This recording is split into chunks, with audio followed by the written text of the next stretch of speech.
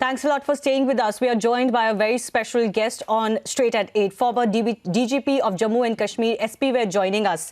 SP Vaid has tweeted just a short while ago, and I quote, "On the 23rd of March 1999, as DIG Baramulla, when I was seriously injured in a terror attack, me and my family were left to fend for ourselves for treatment in Delhi, while anti-national SAS Gilani was flown in state government plane to Mumbai for his personal treatment. Was it fair?" Unquote. This question is coming from you, SP Vaid, a man who has played a key role in breaking terror networks in Kashmir. In many ways, you have raised a question on how leeches like Gilani have actually been fed by the Indian state for many, many years.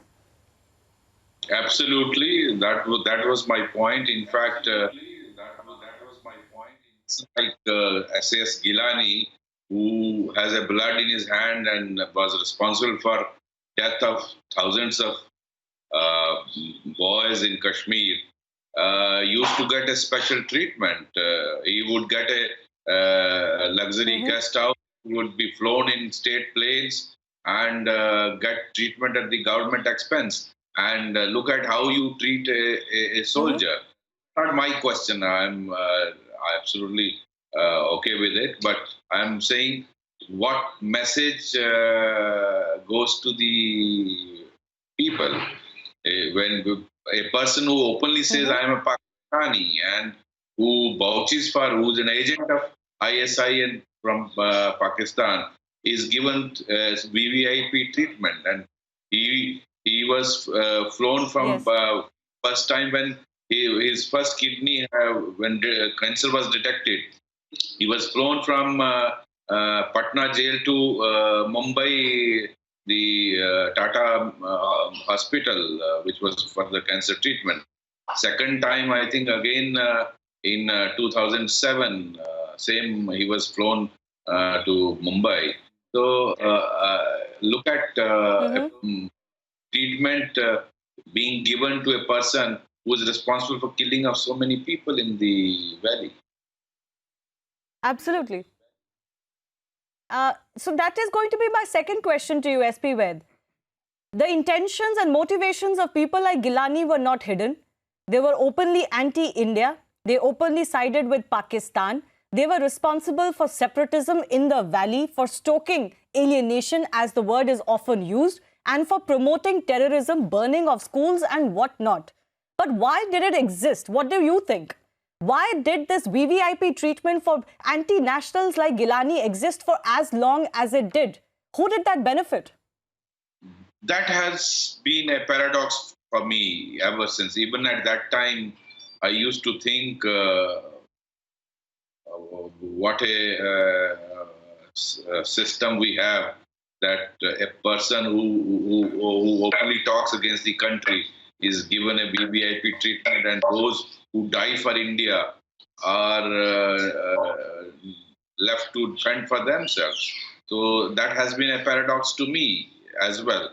In fact, I used to wonder what kind of treatment the different governments have been giving to person like SAS Gilani, who openly talks against our country, who openly vouches for Pakistan, who is the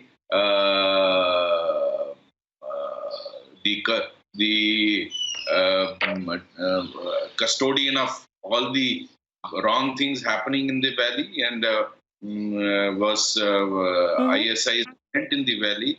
He used to sponsor many boys for medical seats in Pakistan, and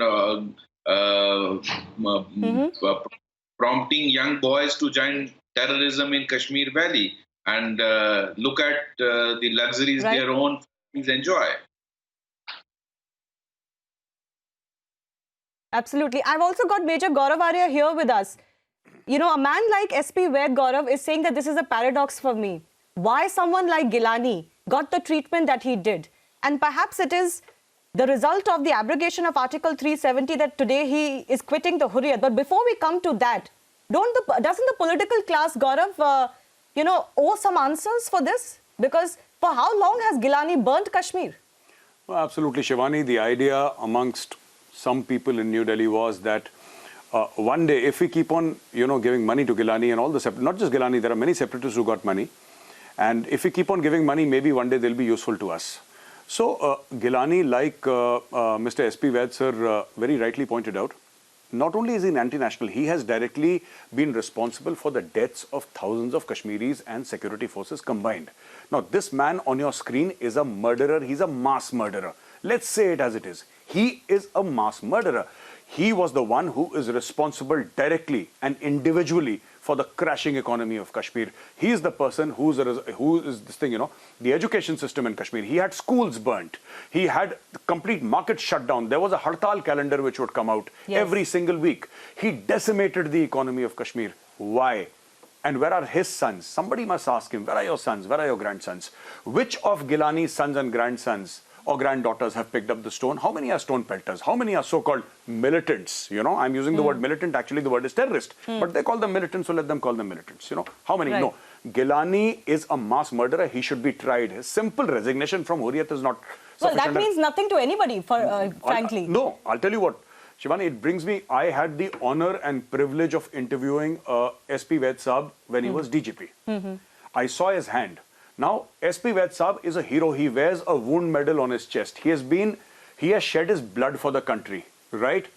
And he used the word soldier. I think soldier is used for army men, but I think every J&K police personnel, whether the DGP or a sepoy, is a soldier. The sacrifices that J&K police has made, it's fantastic. They fight along with the Indian army and they take all the dangers. The int which comes in from J&K police mostly. And they've done such a fantastic job. I think it's the top police force of the country. And if an officer is injured and if you cannot look after your own brave heart, yet give a private plane or a government plane to a traitor like Gilani, I think we need to look inwards what as a nation we have done to ourselves. We are also responsible for what is happening in Kashmir. Can I just say though, S.P. Vaid, it's been a long time since what happened to you happened, and you have obviously given distinguished service, as Gaurav has mentioned, and all of us know, to Jammu and Kashmir as the DGP. I think that an apology is owed to you for the treatment that you got, and yet the full service that we got from you. So on behalf of the country, I think we would like to apologize to you, because surely when you tweet something like this, I know it comes from a place of hurt. I absolutely... my core of heart, thank you and thank my nation. In fact, it was my duty to serve my nation.